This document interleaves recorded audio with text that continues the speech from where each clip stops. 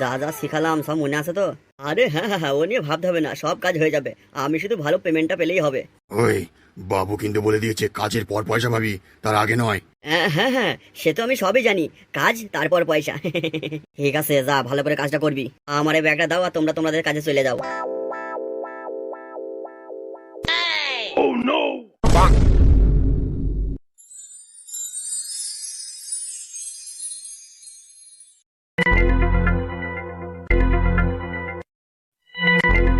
ওরে বাবুয়া, এইসব বাত হ্যাঁ তো। লালু প্রসাদকে মারার মতো এখনো কারো জন্মই হয়নি। আচ্ছা তুই এখন রাখ। আর তোর পেমেন্টটা রাতে এসে নিয়ে যাস। নাম আমার লালু, তোর পুঙা মারবে আমার আলু।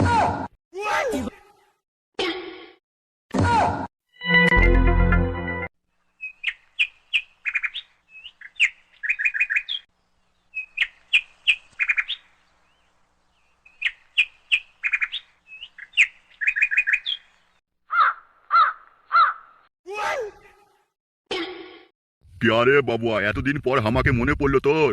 না না ডন সাহেব, ব্যাপারটা তা নয়। আমার স্ত্রী খুব অসুস্থ তো, তাই আমি বাড়ির কাজ সব একাই করছি, সেই জন্য আসতে পারিনি। তা কি মনে করে?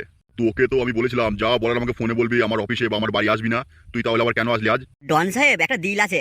যা বলার তাড়াতাড়ি বলে চলে যা, পুলিশের নজর আছে আমার বাড়ির ওপর। এই নিন পুরো 10 লাখ টাকা। কাজটা কি আছে আগে বল। মানে কাজটা কি বলুন তো? ওই প্রধান সাহেবকে মারতে হবে, তরুণ ঘোষকে।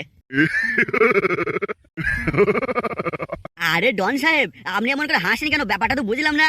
ভাই তোর ওই ব্যাগে না আছে টাকা, না আছে তোর কোনো মার্ডার করার প্ল্যান, তোর ওই ব্যাগে আছে বোম। আর আমি এটাও জানি তোকে পাঠিয়েছে তরুণ ঘোষ। তুই বাপের সাথে গদ্দারি করতে এসেছিস, এর পরিণাম কি হতে পারে সেটা কি তুই জানিস? ডন সাহেব, ডন সাহেব আমাকে ক্ষমা করে দিন। আমি কিছু পয়সার লোভে, আমি শুধু লোভই নয়, আমি অনেক অভাবে এই কাজটা করে ফেলেছি। আমি গদ্দারি করতে চাইনি, আমাকে ওটা জোর করেছিল। আমাকে ছেড়ে দাও, ছেড়ে দাও। আমি নিজে থেকে করিনি, আমি অভাবে করেছি। আমাকে ওই তরুণ ঘোষ, প্রধান তরুণ ঘোষ আমাকে জোর করে পাঠিয়েছে। আমি আপনার সাথে গদ্দারি করতে চাইনি। লালুর সাথে গদ্দারি মানে সোজা উপরে। এই দেখছিস কি, ওর গলাটা কেটে নদী জলে ভাসিয়ে দিয়ে আয়। না না ডন সাহেব, একবার আমায় ক্ষমা করে দিন, আমায় মাফ করে দিন। আমার জীবনটা শেষ করে দেবেন না, মেরে দেবেন না। বাড়িতে ছোট ছোট ছোট ছোট ছেলে মেয়ে আছে, আমার কচি বউ বাড়িতে আছে, আর তাদের কি হবে? তুই তোর বউর জন্য চিন্তা করিস না, আমার যা ছেলে পিলে আছে তোর বউকে প্রতিদিন একবার করে গিয়ে দিয়ে আসবে। এই দেখছিস কি, ওর গলাটা কেটে দে।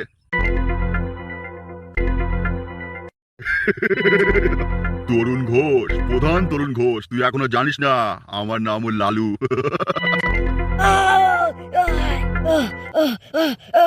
ও যন্ত্রণা,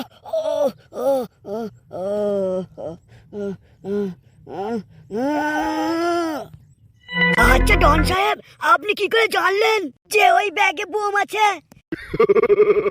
নাম আমার লালু প্রসাদ। ওই তরুণ ঘোষের মধ্যেই আমার লোক আছে। ভালো করে দেখো বেঁচে আছে কিনা। আরে না না, ওর গলা আমি কেটে দিয়েছি তো, ও বাঁচবে কি করে? এবার আমি যেদিন তরুণ ঘোষের গলাটা কাটবো সেদিন হবে আমার জীবনের শান্তি। আমি হব কিং। ডন। পলাশকে ভালো করে বস্তায় ভরে নদীর জলে ফেলে দিয়ে আয়।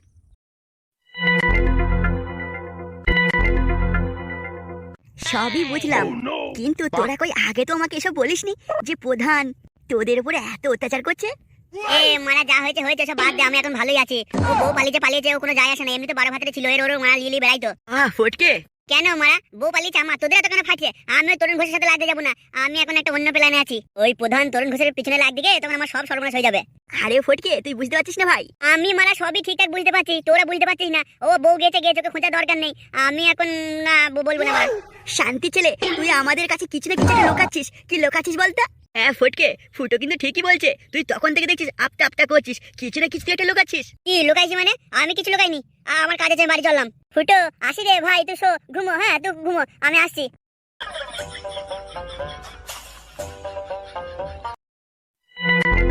পল্টুদা, কিছু একটা গন্ডগোল আছে বুঝলি, না হলে কিন্তু ফটকে এভাবে চলে যেত না। হ্যাঁ রে, আমারও তাই মনে হচ্ছে। ফটকে, আমাদের কাছে কিছু না কিছু একটা লোক আছে, কিন্তু কিভাবে জানা যায় বলতো? হ্যাঁ রে, সেটাই তো ভাবছি। একটা কাজ করলে কিন্তু ঠিক সব জানতে পারবো। কি বলতো?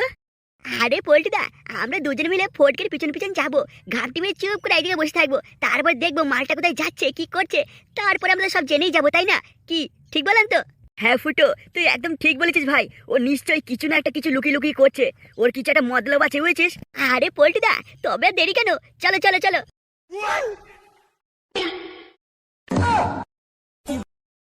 কাল রাতে তুই যে দুটো মেয়ে ছেলেকে পাঠিয়েছিলি না, ওরে সে মেয়ে নয়, একবারে মাংস। সত্যি তুই না থাকলে মেয়ে ছেলেদের ফুটো যে এত মধু আমি জানতেই পারতাম না।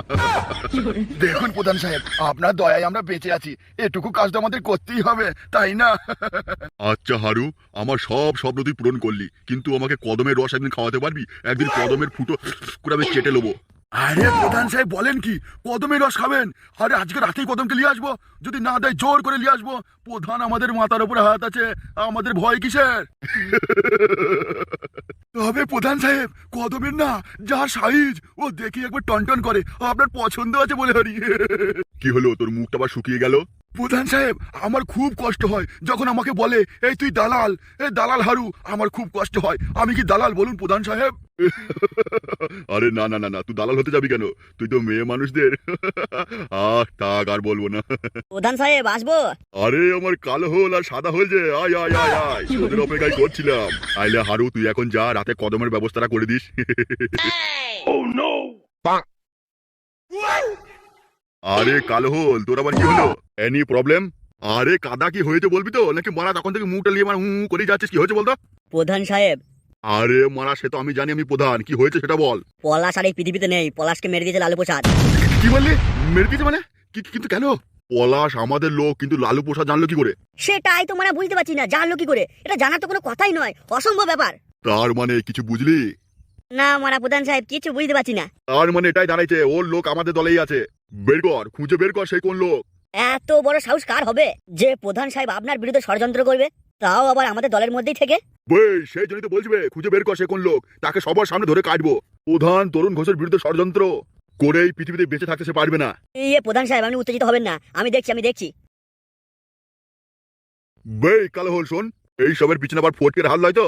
আরে না না না, ফটকে সব জানবে কি করে? তাছাড়া ফটকের ব্যাপারে আমি সব খোঁজ নিয়ে দেখেছি। ফটকে আপনার বিরুদ্ধে আর কোনো কিছু করে না, কারণ ফটকে এখন একটা বউর পাল্লায় পড়েছে। সেই বউটা হেভি দেখতে, সেই জন্য সেই বউটার পিছনে পড়ে আছে ফটকে। আপনার ব্যাপারে সে কোনো কথা তুলে না। এক প্রকারে বলতে পারেন ফটকে আপনাকে ভুলেই গিয়েছে। আমি বিশ্বাস করি না যে ফটকে সব ভুলে গেছে, কারণ তার বোর আমি সর্বনাশ করে ছেড়েছি। সে কি আমার সহজে ছেড়ে দেবে? কিন্তু প্রধান সাহেব, আমি যে গুপ্তচর লাগিয়েছিলাম তারা তো এটাই খবর দিল ফটকে একটা বউর পাল্লায় পড়েছে।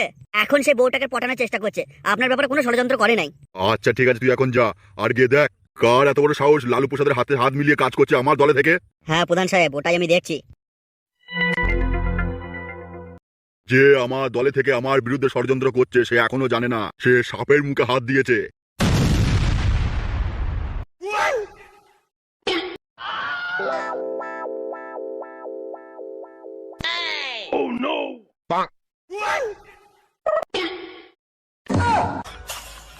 না না, এটা আমার মনের ভুল ধারণা। কে যেন মনে হচ্ছে আমার পিছনে পিছনে আসছে। না না না না, কেউ আসেনি, কতবার তো দেখলাম।